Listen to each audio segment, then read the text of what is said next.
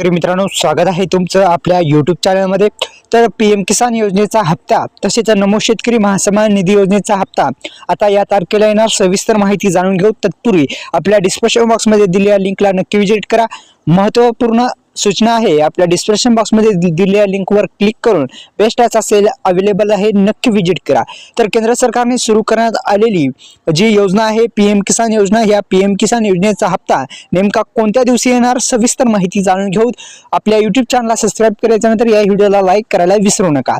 तर अनेक योजना सुरू करण्यात आलेल्या आहेत, त्यातील एक योजना म्हणजे आपण हायलाइट केल्याप्रमाणे प्रधानमंत्री किसान महासन्मान निधी योजना।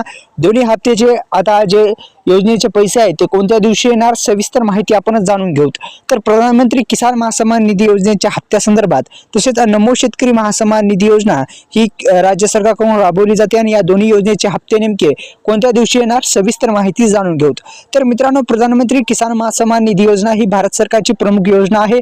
तसेच नमो शेतकरी महासन्मान निधी योजना ही पण जी राज्य सरकारची योजना आहे। या योजनेच्या माध्यमातून शेतकरी बांधवांना जे हप्ते आहेत ते हप्ते मिळत आहेत। एकंदरीत नमो शेतकरी महासन्मान निधी योजनेच्या हप्त्यामध्ये वाढ झाली तर वार्षिक 12,000 रुपये मिळतील। तसेच महायुती सरकारनं दिलेल्या आश्वासनाप्रमाणे जर महायुती सरकारनं जर त्याच्यामध्ये वाढ केली तर वार्षिक 15,000 रुपये देऊत असं एक आश्वासन दिलं होतं। तर अशा पद्धतीने वाढ होण्याची दाट शक्यता आहे मित्रांनो, कारण की महायुती सरकार आता आलेलं आहे। महायुती सरकारनं जेव्हा निवडणुका चालू होत्या तेव्हाच आश्वासन दिलं होतं। तर 18 हप्ता हा 5 ऑक्टोबर 2024 रोजी देण्यात आला होता। तर प्रधानमंत्री किसान महासन्मान निधी योजना म्हणजे पीएम किसान महासन्मान निधी योजनेचा 18 हप्ता 5 ऑक्टोबर 2024 रोजी एकंदरीत देण्यात आलेला होता आणि या हप्त्याच्या माध्यमातून 4,000 रुपये शेतकऱ्यांच्या खात्यामध्ये टाकण्यात आले होते। नमोचा 5वा हप्ता पण त्याच्यासोबत देण्यात आलेला होता।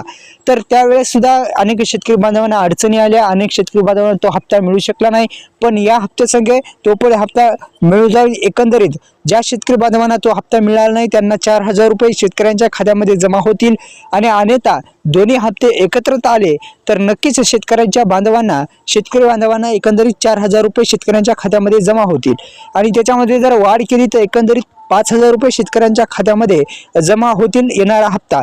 पण हप्त्यामध्ये वाढ झाली नाही तर 4,000 रुपये येतील। तर मित्रांनो, डिस्क्रिप्शन बॉक्समध्ये दिलेल्या लिंकला नक्की विजिट करा। धन्यवाद।